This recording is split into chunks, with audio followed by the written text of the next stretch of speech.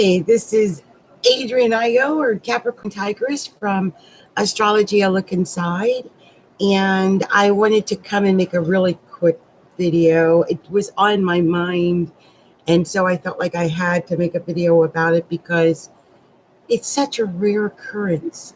Okay, so what I'm talking about, I bet you're going to say, oh, she's going to be talking about that lunar eclipse, blood moon, full moon thing again. No, I'm not.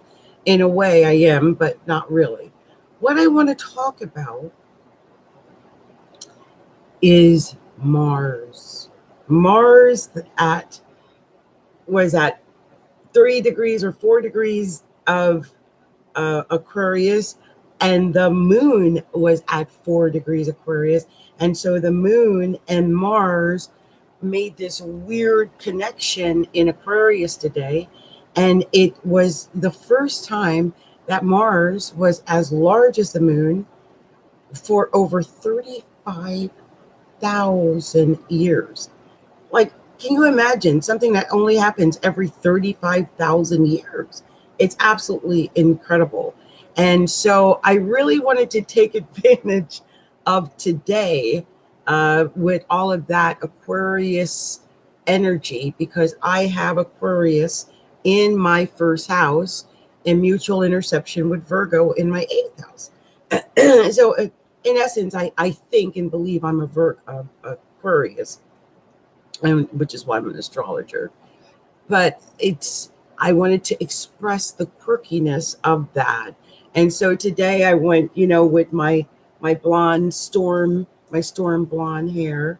And I love that. I've been really feeling doing weird, quirky blonde, the white silver blondes and all of that type of thing lately, because I think that is the very quirkiness of Aquarius, and that is a full manifestation of having Aquarius in the first house, because that's how Aquarius behaves. They're very different and avant-garde, and they don't care if they have blue hair or purple hair or yellow hair, pink hair, any color hair actually, because that's how Aquarius feels about life.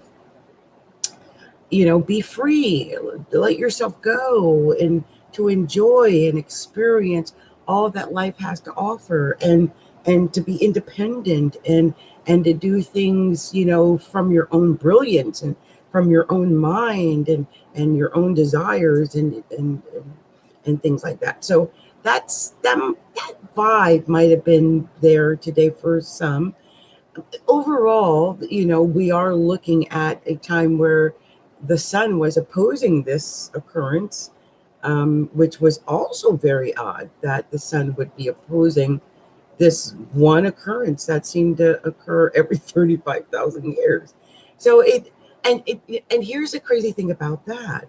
The sun is in flashy, showy Leo, and Leo is a sign that is known for, well, just, showing off and letting it all out. So I could see a lot of very unique, different, quirky things occurring either, yesterday, today, maybe tomorrow, maybe even over the next 2 weeks, because usually these full moons, they influence up until the next new moon. So we might feel this Aquarian Mars moon energy, which was opposing the sun. And so that there's this weird pull there. But I just feel like we're going to see a little bit of different quirkiness over the next, 10, 12, 13 days. People are going to be just a little different. Things are going to be just a little different. I heard that there was major changes occurring and shifts occurring in general from a spiritual standpoint, and that, things will not be quite the same as they were before yesterday, or before that Mars was as large as the moon, or the lunar eclipse was the longest in the entire century. It was a very historical day for astrological and astronomical buffs. And so I hope that you had an opportunity to check out that crazy blood moon. It was incredible.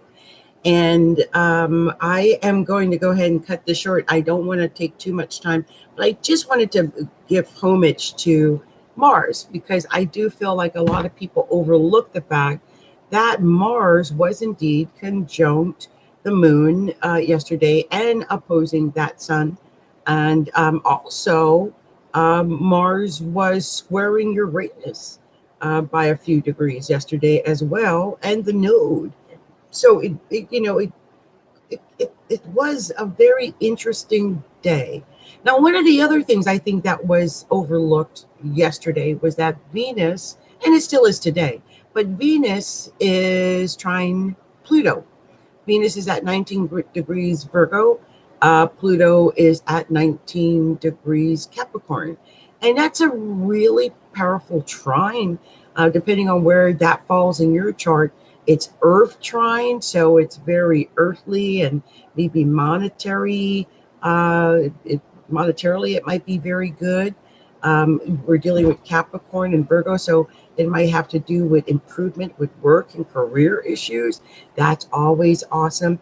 And don't forget, the sun is still in Leo. It's in Leo right now, and it is right on that north node. That north node is at 5 degrees Leo. The sun is at 5 degrees Leo.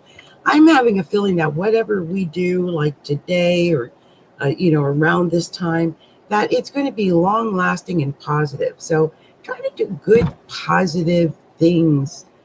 Come out of your shell a little bit and do something, to leave behind something. And I think that's why I decided I needed to make these videos in the middle of the night. It's not about 2:18 a.m. and I felt a desire to make the videos. So I'm going to go ahead and before I go, I also want to mention that Jupiter is still in Scorpio, and it is direct, and it is, of course, going, and Neptune is retrograde at 16 degrees of Pisces, and so they are definitely going to make a trine again. And this one, I hope, will be positive. In my case, I'm going to be looking at my career house and my money house. And I feel like I wasn't ready for it the last time.